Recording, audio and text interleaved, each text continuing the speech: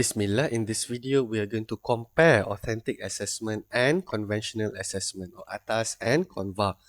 Now so this is an infographic I created to better represent the differences between authentic and conventional assessment, AtAs or ConvA. Now for authentic assessment, in terms of its goal, goal or target, it focuses more on assessing ability to engage real life setting. Remember, one core criteria of authentic assessment is that the task itself is actually done by the professionals in the field, whereby conventional focuses a lot on standardized assessment of knowledge. So standardization, the focus is more on a standard assessment, and it's an assessment of knowledge more. Okay. In short, an example authentic assessment would be for a culinary course. The authentic task here focus on real life setting like cooking a curry.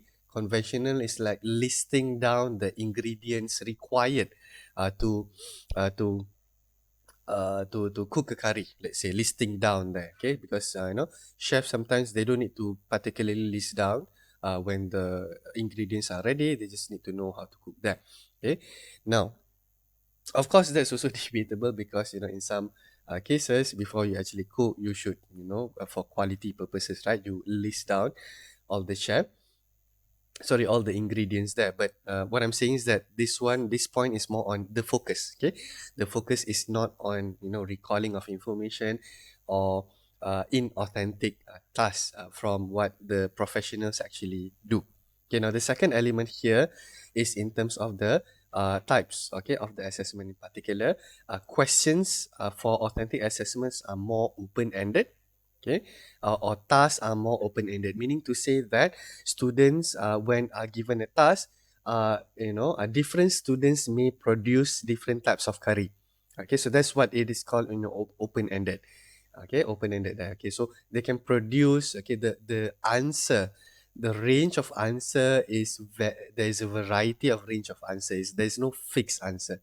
Okay, as compared to conventional assessment, it's more close-ended question. It's more of a one single answer, usually, most of the case there. The third one is example here, authentic assessment, like for example, produce a product, perform an act, okay, for let's say courses like drama courses, for example, right? Construct extended answer, like for example, if the course is about writing a research paper.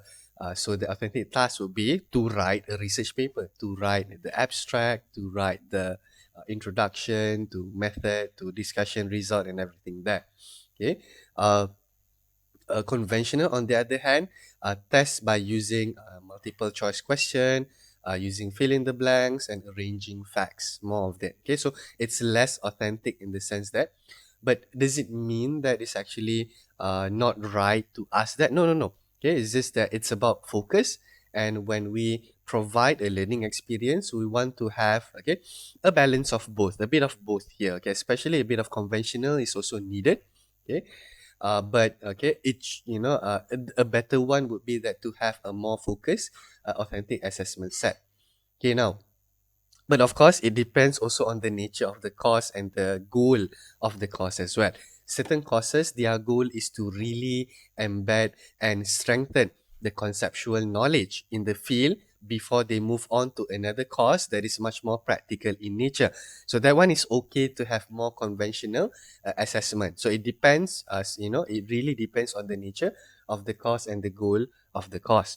And therefore, in terms of interaction between students, authentic assessment integrates group learning factors in assessment. So, grouping, okay, in when doing the assessment task is also quite important in authentic assessment. Like cooking a curry in a restaurant involve working together with other people. Okay, in a particular restaurant there, so it's much more authentic. Okay, as compared to look cooking alone. Okay, uh, and conventional mostly assessing individual.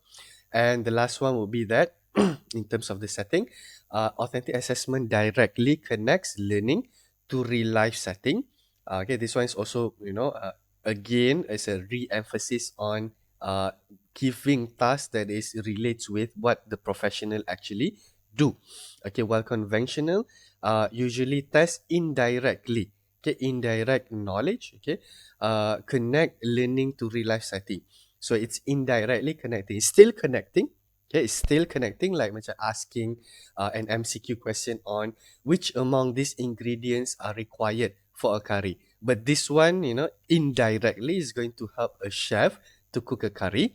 But it's not the question itself is not really testing what the chef actually does in the kitchen.